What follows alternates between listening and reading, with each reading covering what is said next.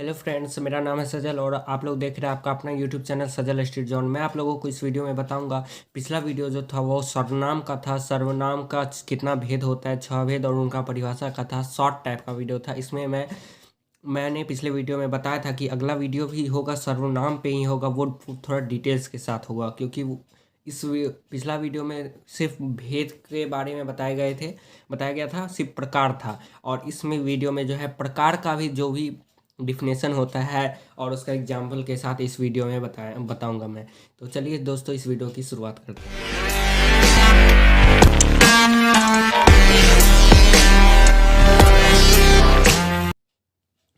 इसमें एक बार फिर से नज़र डाल लेते हैं। सर्वनाम क्या होता है? जिन शब्दों का प्रयोग संज्ञा के स्थान पर किया जाता है उन्हें ही सर्वनाम कहते हैं। जैसे कि राम, मोहन, सोहन के ये सब हो गया नाम, यानी कि यह किसी विशेष व्यक्ति का नाम है, अर्थात यह संज्ञा हो गया। और इसके स्थान पर जो प्रयोग किया जाता है उसे ही सर्वनाम कहते हैं। जैसे कि कहते हैं राम एक गरीब आदमी है, उसके पास 2 गाय है, तो उसका यहाँ जो सर्वनाम हो गया, उसका वर्ड जो यूज किया वह सर्वनाम हो गया, क्योंकि वह राम के बदले प्रयोग किया गया है। तो यानी कि संज्ञा के स्थान पर जो प्रयोग किया जाता है उन्हें ही हम क्या कहते हैं? सर्वनाम कहते हैं। तो सर्वनाम के कितने भेद होते हैं? सर्वनाम के 6 भेद होते हैं। पुरुषवाचक सर्वनाम, निश्चयवाचक सर्वनाम, अनिश्चयवाचक सर्वनाम, संबंधवाचक सर्वनाम, प्रश्नवाचक सर्वनाम, निजवाचक सर्वनाम।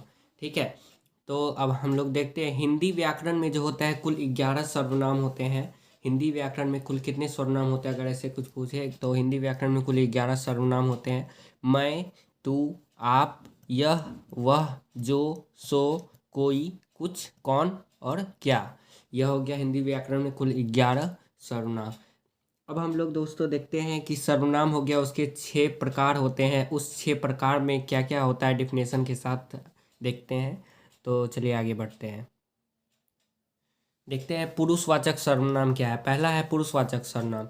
तो पुरुषों यानी स्त्री या पुरुष के नाम के बदले आने वाले सर्वनाम को पुरुषवाचक सर्वनाम कहते हैं। क्या है? पुरुषों, स्त्री या पुरुष के नाम के बदले जो सर्वनाम का यूज किया जाता है, जिस शब्द का यूज किया जाता है उस शब्द को ही पुरुषवाचक सर्वनाम कहते हैं। जैसे मैं, तुम, इटीसी। इसके जो होते हैं 3 भेद होते हैं। इसके 3 प्रकार होते हैं पुरुषवाचक सर्वनाम के: उत्तम पुरुष, मध्यम पुरुष और अन्य पुरुष। तो उत्तम पुरुष में आ गया मैं और हम, मध्यम पुरुष में तू, तुम, आप, अन्य पुरुष में वह, वे, यह, ये। जैसे कि हो गया कि राम, श्याम और मोहन, और मतलब मैं खा रहा हूँ, यानी कि इसके बदले हम लिख सकते हैं कि हम खा रहे हैं, ऐसा हो गया। तो इन सब के बदले यूज हो सकता है एक वर्ड हम। तो यह हो गया पुरुषवाचक सर्वनाम। पुरुष में स्त्री या पुरुष कोई भी हो सकता है, तो इसके बदले जो नाम प्रयुक्त होगा उसे ही उस सर्वनाम को पुरुषवाचक सर्वनाम कहेंगे। अब है निश्चयवाचक सर्वनाम। निश्चयवाचक सर्वनाम क्या है? जिस सर्वनाम से वक्ता के पास या दूर की किसी वस्तु के निश्चय का बोध होता है उसे निश्चयवाचक सर्वनाम कहते हैं।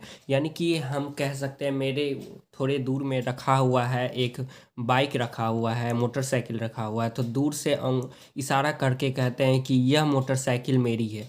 तो यह किसके लिए आया? तो उस निश्चित वस्तु के लिए आया। किसी वस्तु के निश्चित का बोध होता है उसे निश्चयवाचक सर्वनाम कहते हैं। तो यह किसके लिए आया? तो निश्चित वस्तु के लिए आया। यह वह हो गया निश्चयवाचक सर्वनाम। अब देखते हैं अनिश्चयवाचक सर्वनाम। अनिश्चयवाचक सर्वनाम यानी जिस सर्वनाम से किसी निश्चित वस्तु का बोध न हो, किसी निश्चित वस्तु का बोध न हो उसे अनिश्चयवाचक सर्वनाम कहते हैं। अनिश्चयवाचक सर्वनाम कहते हैं जैसे कोई कुछ, यानी कि उसने कुछ नहीं खाया, यानी कि कुछ नहीं खाया।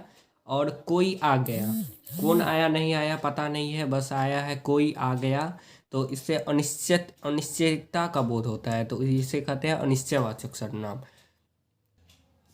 अगर और है संबंधवाचक सर्वनाम, यानी जिस सर्वनाम से वाक्य में किसी दूसरे सर्वनाम से संबंध स्थापित किया जाए उसे संबंधवाचक सर्वनाम कहते हैं। जैसे जो, सो।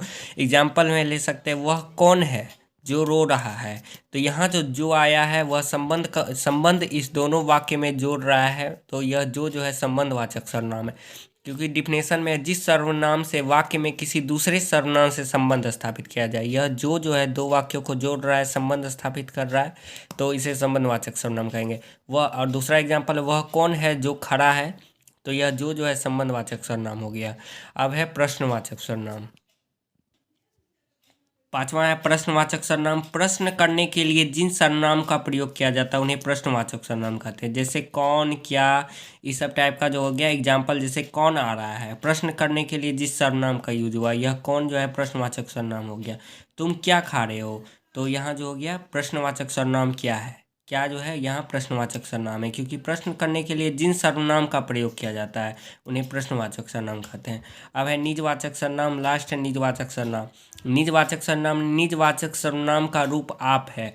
जैसे आप जो है वह पुरुषवाचक सर्वनाम में भी था, आप लोग देखे होंगे। मैं, आप उत्तम पुरुष में, सॉरी उत्तम नहीं मध्यम पुरुष में था आप, लेकिन वह आप नहीं है। आप कहाँ जा रहे हैं, वो आप जो है वह मध्यम पुरुष वाला वो वहाँ यूज होता है। यहाँ आप ये दूसरा है, यह निजवाचक का है। जैसे एग्जाम्पल के तरह मैं आप वही है, मैं आप वहीं से आया हूँ, मैं आप वहीं काम कर रहा हूँ। तो यहाँ जो आपका यूज हुआ है वह निजवाचक सर्वनाम है। तो दोस्तों आज इस वीडियो में सर्वनाम का जो भी प्रकार है उसका भी डिफिनेशन के साथ हम लोग इस वीडियो में देखें। तो आप लोगों को वीडियो पसंद आया तो लाइक शेयर कमेंट जरूर कीजिएगा और चैनल को सब्सक्राइब भी जरूर कीजिएगा।